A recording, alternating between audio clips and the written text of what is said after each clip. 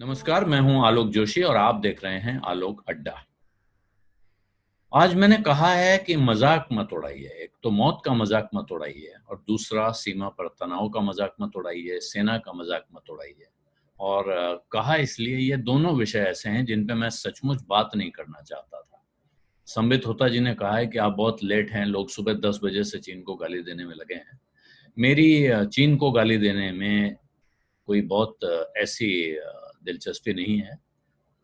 मैं जो बात कहने के लिए आया हूँ वो ये है कि हमको थोड़ा जीवन को गंभीरता से लेना चाहिए। ये सोचना चाहिए हर बार जब कुछ बात करते हैं कि इसका इसका किस पर क्या असर हो सकता है। और ख़ास तौर पे ये मैं तो यूट्यूब पे बात कर रहा हूँ और मुझे पता है आप लोग जो मुझे पसंद करते हैं वो देख रहे हैं। कुछ लोग इसलिए भी देखते हैं कि मौका शुरू हो और वो शुरू हो जाएँ। आजकल बंद हैं, थोड़े ऐसे कम लोग हैं। कुछ लोग आलोचना कर रहे हैं, टिप्पणी कर रहे हैं, वो अलग बात है। लेकिन ये जो चल रहा है, ये बहुत खतरनाक चल रहा है। मैं आपको पता है सुशांत सिंह राजपूत की बात कर रहा हूँ। एक कितनी दुर्भाग्यपूर्ण बात है, कितना दुखद है, एक नौजवान की इस तरह से जान चली जाना, उसकी ज़िंदगी खत्म हो गई। और वो नौजवान कैसा नौजवान है सोचिए। वो एक अच्छा ब्राइट स्टूडेंट था, शानदार स्टूडेंट था, स्टैनफोर्ड लिया, यहाँ से वो उसके बाद उसने ड्रॉप आउट लिया। उसके कुछ आप लोग उसके तमाम वीडियो इस समय देख रहे सुन रहे होंगे, लोग दिखा रहे हैं टेलीविजन पे, लेकिन आप यूट्यूब पे जाइए और वो कुछ कॉलेजेस में जाके जो स्पीच देते थे, मोटिवेशनल स्पीच, वो देखिए। वहां आपको पता चलेगा कि सुशांत सिंह राजपूत क्या थे और वो क्या बात कर रहे थे। छिछोरे फिल्म आपने देखी होगी ज्यादातर लोगों ने, और छिछोरे फिल्म तो एक ऐसी ही कहानी है। थ्री इडियट्स में एक हिंट था, आपने देखा होगा कि एक एक ब्राइट लड़के की मौत हो जाती है, इसी तरह वो निराश हो जाता है एक वक्त। वो तो प्रिंसिपल साहब के परेशान करने से निराश हुआ था। छिछोरे फिल्म आपने देखा। सुशांत सिंह राजपूत की आत्महत्या के कारण क्या हो सकते हैं, इस पर अटकल लगाना मेरे हिसाब से इससे विभत्स काम कुछ नहीं हो सकता है कि हम इस वक्त अटकल लगा रहे हैं। साथ में इस बहाने हम बहुत सारे लोगों को गालियां दे रहे हैं। एक तरह से एक पूरे पूरे कैंपेन खड़े हो गए हैं कि इसकी हत्या के लिए ये जिम्मेदार है, इसकी मौत के लिए वो जिम्मेदार है, अब इसकी जांच हो। जांच हो, मुझे कोई इसमें ऐतराज नहीं है। देखिए, कोई सचमुच जिम्मेदार है, उसकी जांच होनी चाहिए, उसके खिलाफ कार्रवाई होनी चाहिए, उसको सजा होनी चाहिए। लेकिन इस वक्त लोग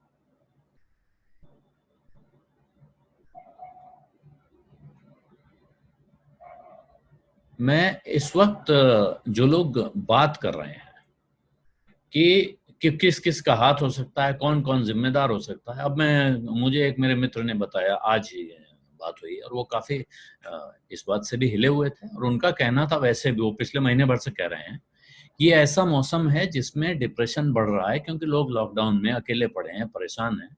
तो हम खास तौर पर सुबह से शाम तक हमने चार्ट बना रखा है, उन लोगों को फोन करके बात करते हैं जिनके बारे में हमें शक है कि ये डिप्रेशन में जा सकते हैं। इस चक्कर में हम अपने तमाम उन मित्रों से फोन पे बात नहीं कर रहे हैं जिनसे वैसे हम रोज मिलते थे, रोज बात करते थे, लेकिन जिनके बारे में हमें पूरा विश्वास है कि वो डिप्रेशन में नहीं होंगे, इसलिए हम उनको फोन नहीं करते हैं। हम फोन उन लोगों को खास तौर पे दम लगा के कर रहे हैं, मेहनत हिसाब लगा के कर रहे हैं, जो इस वक्त डिप्रेशन में जाने का जिनका डर है। देखिए, नेपोटिज्म का विषय है, ये कहीं भी उठाया जा सकता है कि कहा जा रहा है कि फिल्म उद्योग में एक तरह का भाई भतीजावाद चलता है, वो सब मिले हुए हैं, सुशांत को काम नहीं मिल रहा था। और ये बात सही है कि सुशांत सिंह राजपूत ने पीछे कुछ ऐसे बयान भी दिए हैं जिनको सत्ता प्रतिष्ठान के विरोधी बयान माना जा सकता है। ये भी एक कारण हो सकता है कि कुछ लोगों ने इस वजह से काम न दिया हो। लेकिन प्रकाश राज तो बहुत मशहूर हैं इस बात के लिए, इस काम के लिए, कि वो सरकार के खिलाफ लगातार बोलते रहते हैं। आप फिर ये क्या सोच सकते हैं कि प्रकाश राज एस्टैब्लिश्ड हैं, उनको पैसे रुपए की परवाह नहीं है, वो कमा चुके हैं। ठीक है। स्वरा भास्कर, स्वरा भास्कर सुशांत सिंह राजपूत से बड़ी स्टार तो नहीं है। फिर क्या है कि मन में वजन ज्यादा है, मजबूती ज्यादा है। सुशांत सिंह राजपूत में एक संकट जो दिखा, जो हमारे मित्र ने बताया, उन्होंने कहा कि कुछ ही महीने पहले उनको किसी चीज के लिए 5 करोड़ रुपए का भुगतान मिला था। 5 करोड़ रुपए का जब भुगतान मिला, उनके एक मित्र ने कहा कि इससे आप 2.5-3 करोड़ रुपए में एक अच्छा फ्लैट मिल जाएगा, वो ले लीजिए, बचे पैसे कहीं अच्छी जगह इन्वेस्ट कर दीजिए ताकि कुछ पैसा नियमित रूप से आता रहे और उससे आपका चिंता नहीं रह जाएगी। लेकिन हम जहाँ पहुँच जाते हैं, वहाँ जो समस्या होती है एक जगह आके, वो ये होती है कि आप एक तरह का लाइफ़स्टाइल मेंटेन करने लगते हैं। तो जिस घर में रह रहे थे, अब ये इस वक़्त इस बात को कहना फिर मैं भी उसी अंदाज़ में बात कर रहा हूँ, लेकिन ये बात कुछ समझने के लिए ज़रूरी है और लोगों के काम आ सकती है, इस वजह से कह रहा हूँ। 4.5 लाख रुपए महीना उस घर का किराया था। इसके अलावा आप सोचिए जब 4.5 लाख रुपए घर का किराया है, तो गाड़ी का खर्चा, नज़दीक में एक बहुत महँगा जिम है जहाँ वो जाया करते थे। तो आप समझ 10, 12, 15 लाख रुपए महीने का खर्चा उन्होंने इंतज़ाम कर लिया था अपने लिए। जब आपने ये खर्चे का इंतज़ाम कर रखा है, तो फिर ज़ाहिर है कि आपके लिए पैसा आना, नियमित रूप से आना उतना ही ज़रूरी हो जाता है। और मैं ये नहीं कह रहा हूँ कि ये कारण है, इससे जुड़ा कारण हो सकता है, लेकिन ये आपके ऊपर दबाव बनाने के लिए पर्याप्त कारण है।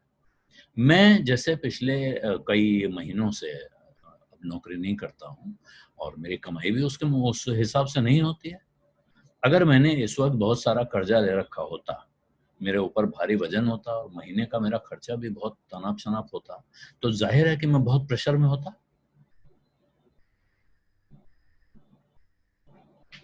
तो वो प्रेशर क्यों नहीं है? क्यों इसलिए नहीं है कि मेरे खर्चे उतने नहीं हैं, दूसरा मुझे इस बात की चिंता नहीं है।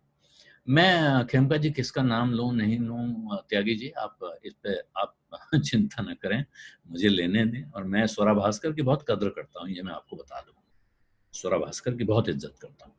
उनके पिताजी से मेरा परिचय था जब मैं रिपोर्टर था कोमोडोर उदय भास्कर, वो रक्षा विशेषज्ञ हैं, नेवी के कोमोडोर थे और अच्छे जानकार इंसान हैं और इसलिए मैं स्वरा की भी इज़्ज़त करता हूँ, स्वरा के अपने काम की भी इज़्ज़त करता हूँ। स्वरा ने जो काम किया वो अच्छा काम किया है। लेकिन यहाँ बात मैं ये कर रहा हूँ कि ऐसी परिस्थिति में हमको जो अपने आस-पास के लोग हैं, उनके साथ थोड़ी बातचीत करनी चाहिए। सब जिसको भी मौका मिले और बात क्या, बात में ये ध्यान रखिए कि बात करने का अर्थ ये नहीं है कि हम फ़ोन करें, पूछें और कैसे हो भाई, कोई समस्या तो नहीं है, कोई चिंता तो नहीं है, परेशान तो नहीं हो? और अगर परेशान है तो उससे कहें कि भाई परेशान मत हो, परेशानी तो दूर हो जाएगी और सबके दिन सुधर जाते हैं। ये बातें करने से कोई ख़ास लाभ नहीं होता।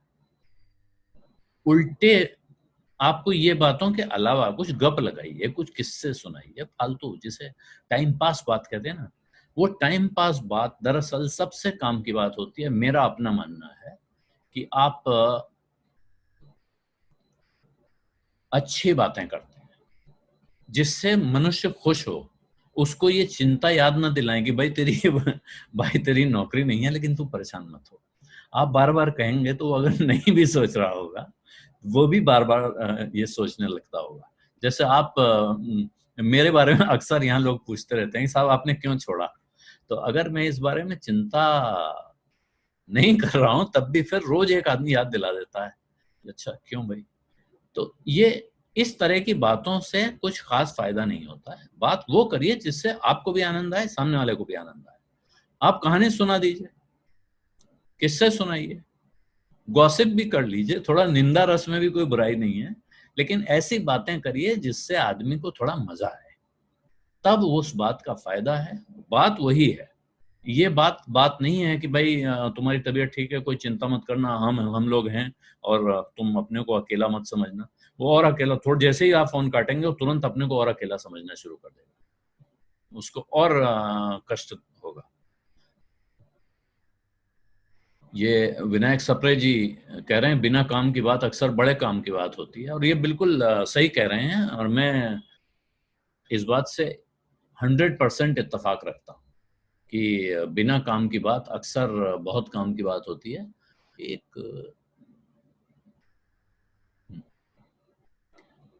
अब दूसरी बात है जो वो भी किस्सा वही है जिस पे मैं नहीं जाना चाहता था, लेकिन अब मजबूरी है, मुझे आप सबने मिल के वहाँ पहुँचा दिया है, तो मैं लाऊँगा। वो बात भी क्यों कर रहा हूँ? अब हम लोग चीन के नाम पर, सेना के नाम पर इतनी बातें कर रहे हैं कर्नल शर्मा स्कॉटलैंड से उनका मैसेज है, देखिए, कह रहे हैं, Alok ji, colonel Sharma here, firstly today I am with the families of my friends soldiers who lost their life for the country. ये बिल्कुल आप सही कह रहे हैं, हम सब के लिए इसमें कोई सोचने की बात नहीं है, कोई इसमें दुविधा नहीं हो सकती है। हम सब उन परिवारों के साथ हैं, हम सब उनके दुख में, संवेदना में साथ हैं, और हम सबको उनकी वीरता को नमन करना चाहिए जिन्होंने अपनी जान दी है। मैं अब यहाँ इसलिए इस किस्से को लाया हूँ, ये एक गंभीर मसला है कि सीमा पर तनाव हो रहा है, उस तनाव में क्या हो रहा है ये समझ में नहीं आ रहा है, जानकारी कहाँ से मिल रही है पता नहीं है, लेकिन सुबह इसी तरह की जानकारी के आधार पर लोगों ने सुबह से, जो अभी संबित होता जिन्हें का, लोग सुबह 10 बजे से बवाल कर रहे हैं, और अभी जो ताज़ा खबरें आ रही हैं, अब ये ऑफिशियल आए तभी मैं आपको बोलूँ, इसलिए मैं इस बारे में ज़्यादा बात नहीं कर रहा हूँ। बिल्कुल स्पष्ट खबर जब सरकार की तरफ से आती है, अब मैं अभी, क्योंकि मैंने देखा है टाइम्स ऑफ इंडिया कह रहा है, टाइम्स ऑफ इंडिया का कहना है कि 20 जवान भारतीय सेना के इस झड़प में उनकी जान चली गई है, शहीद हो गए हैं। ये बहुत गंभीर बात है। पिछले कई सालों में, मतलब 20 साल में ये ऐसा नहीं हुआ है, भारत और चीन की सीमा पर किसी की जान जाने की खबर। इससे पहले आपने सुनी हो तो मुझे बताइएगा। मुझे अपने बचपन में 1962 की लड़ाई वाली एक कहानी को छोड़िए, उसके बाद से झड़प होती है, कोई एंगेज हो जाते हैं, लोग कहते हैं, एंगेजमेंट कहा जाता है आर्मी की भाषा में, तो एंगेज हो जाते होंगे, लेकिन जान जाने की खबर नहीं आती थी। ये जान अब आ रही है इस वक्त, तो ये बहुत चिंता की बात है, और मुझे लगता है कि इस चिंता में हम सबको शामिल होना चाहिए। इस वक्त सरकार कुछ छिपा रही है, सरकार दबा रही है, मेरा ख्याल है ये सवाल भी मैं तो नहीं उठाऊंगा। सरकार को जितना बताना चाहिए वो सरकार को बताना चाहिए, और मुझे नहीं लगता है कोई भी सरकार, कोई जिम्मेदार सरकार सच को छिपाएगी या छिपा पाएगी। छिपाना संभव नहीं है। हो सकता है कि किसी वक्त, जिस वक्त वो आंकड़ा आया हो, उस वक्त बताने की परिस्थिति ना हो। कुछ नियम होते हैं, ये भी समझ लीजिए आप। सेना में, हमारे देश में दरअसल इंसानी जान की कीमत उस अंदाज में ली नहीं जाती है। आप अगर विदेश में हो, जैसे इंग्लैंड में मैं था कुछ समय, तो वहाँ ये नियम है कि अगर किसी की मौत हो जाती है तो कभी उसका अनाउंसमेंट नहीं होता है इस अंदाज में, जैसे हम यहाँ कर देते हैं कि अचानक टेलीविजन चैनल पे चीखना शुरू हो जाते हैं, ये फलाने फलाने मारे गए, ब्रेकिंग न्यूज़। ये अपराध है किसी भी सभ्य समाज में, और अपराध होना भी चाहिए। ये मैं बता दूं आपको, अपराध इसलिए है कि वो कहते हैं कि उस इंसान की डिग्निटी का सवाल है जिसकी जान गई है, और ये उसके परिवार का हक है कि सबसे पहले उनको पता चले, और उस परिवार की क्या परिस्थिति है आपको नहीं मालूम है। इनमें से किसके परिवार में किसका, किसके घर में बुजुर्ग लोग बीमार हों, कौन किसी सदमे में जा सकता हो, किसकी मानसिक स्थिति ठीक नहीं है, आपको पता नहीं है। आप तो, आपके लिए तो यहाँ एक नंबर है, एक नाम है, उठाया और अपने टेलीविजन स्क्रीन पे चिपका दिया। तो वो एक अलग कहानी है।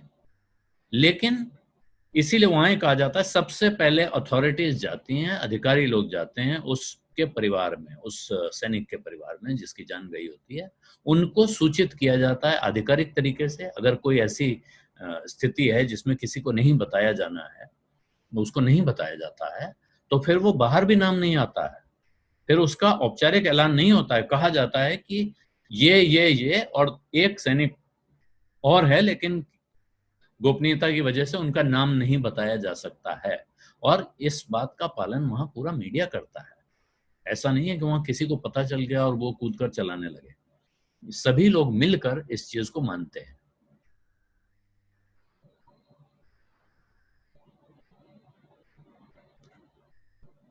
तो ये मेरा ख्याल है कि ये सही तरीका है, और हो सकता है सरकार का एक औपचारिक फॉर्मेट है कि इस समय तक इतना वेरिफिकेशन होगा, उसके बाद हमारी चीन से जो हो सकता है बॉर्डर पे बात भी होती हो कि टॉप लेवल पे फोन करके बात हुई, विदेश मंत्रालय ने, रक्षा मंत्रालय ने बात की, रणनीति बनी, उसके बाद उस चीज का औपचारिक ऐलान होता है। हर चीज उस अंदाज में, मोहल्ले की चौपाल के अंदाज में नहीं हो सकती है। और इस सरकार के आप समर्थक हो या आप इस सरकार के विरोधी हो, मेरा मानना है कि आपको ऐसे मौके पर आपके पास कोई विकल्प नहीं है, कोई ऑप्शन नहीं है, कोई चयन चुनाव नहीं हो सकता है।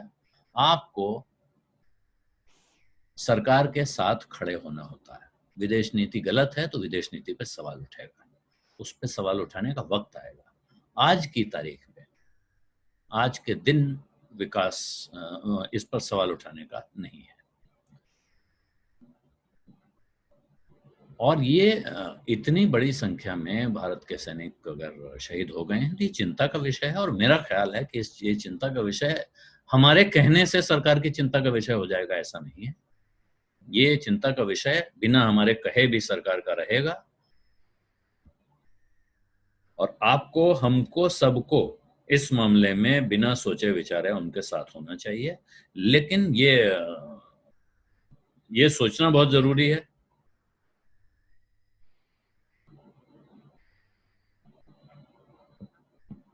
कि क्या हो सकता है और क्या किया जा सकता है। बहुत से लोग इस बात को लेकर चिंतित हैं कि शेयर बाजार का क्या होगा।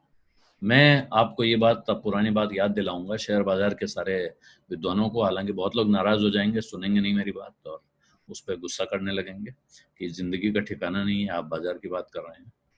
वॉरेन बफेट अक्सर कहते हैं कि आप ये मान लीजिए कि कल से शेयर बाजार अचानक बंद हो जाएगा और 10 साल बंद रहेगा। और अगर ये सुनने के बाद भी आपको चिंता नहीं होने वाली अपने इन्वेस्टमेंट की, तभी आप इन्वेस्टमेंट कीजिए। और इन्वेस्टमेंट उन्हीं शेयरों में कीजिए जिनकी फिक्र आपको अगले 10 साल न करनी हो।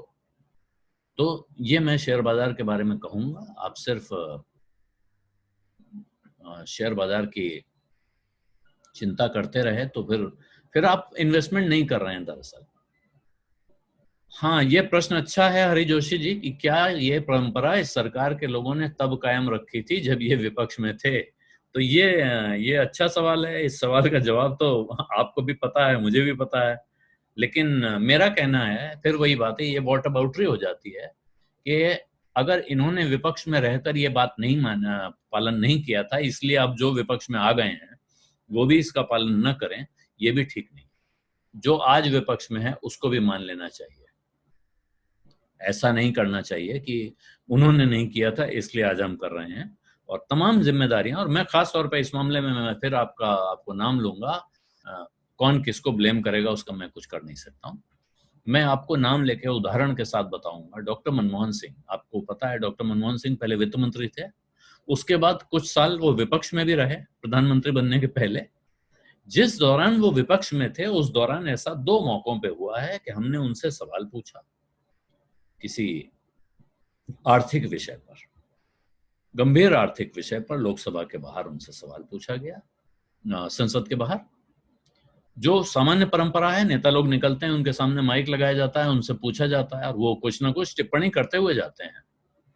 लेकिन डॉक्टर मनमोहन सिंह ने स्पष्ट तौर पर कहा कि नहीं, पहले तो कहा कैमरा बंद करिए, सबसे कैमरे को इशारा किया। और तब नेता भी मुश्किल से ऐसे इशारे करते थे और पत्रकार भी बन जाते थे, जिम्मेदारी की बात थी। उसके बाद उन्होंने कहा कि it would not be appropriate for me to comment as I have been too close to things. उन्होंने कहा कि मैंने इस सरकार के अंदर रहकर चीजों को बहुत नजदीक से देखा है, इसलिए मेरे लिए हर चीज पर टिप्पणी करना ठीक नहीं है। ये होता है दायित्व का बोध, जिम्मेदारी का बोध। और मुझे लगता है ये जिम्मेदारी का बोध सबको दिखाना चाहिए। ऐसा नहीं है कि कोई सरकार में नहीं रहा तो उसको पता नहीं था कि सरकार चलती कैसे है। सरकार में रहे बिना भी लोग सरकार के नजदीक से देख सकते थे कि क्या काम हो रहा है और कहाँ हमें जिम्मेदारी दिखानी है। तो हमेशा कहा जा सकता है वो 1 मारेंगे हम 10 मारेंगे, या आपने सुना ही होगा, कितनी बार आपने सुना होगा। लेकिन अब जो हो रहा है उसके बारे में जो जितना कम कहा जाए उतना अच्छा है। मैं सिर्फ ये कहूंगा, मैं इससे ज्यादा इस विषय में कहना नहीं चाहता हूं।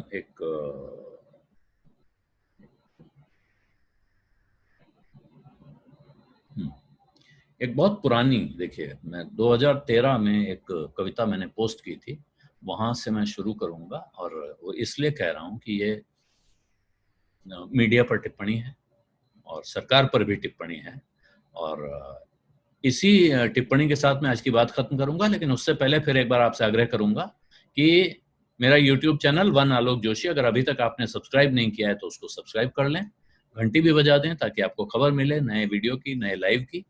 और साथ में इस वीडियो के लिंक अपने मित्रों को शेयर करना और इसे लाइक करना भी न भूलें।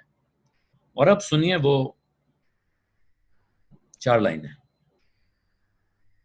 लश्कर भी तुम्हारा है, सरदार तुम्हारा है, तुम झूठ को सच लिख दो, अखबार तुम्हारा है। हम इसकी शिकायत करते तो कहां करते, सरकार तुम्हारी है, दरबार तुम्हारा है। और ये मैंने पोस्ट किया था 16 जून 2013 को। 2013 किसकी सरकार थी आप याद कर लीजिए। तब हमने उनके लिए लिखा था। तो हमारे एक दोस्त ने पूछा तब भी ऐसा ही था क्या? तो मैंने कहा हाँ, तब भी हमारी नजर ऐसी ही थी, आपकी नजर कुछ और थी, आज आपकी नजर कुछ और है। लेकिन उम्मीद करता हूं कि सबकी नजर एक सी ही रहे आगे भी। और इसी के साथ इजाजत चाहता हूं। धन्यवाद, नमस्कार।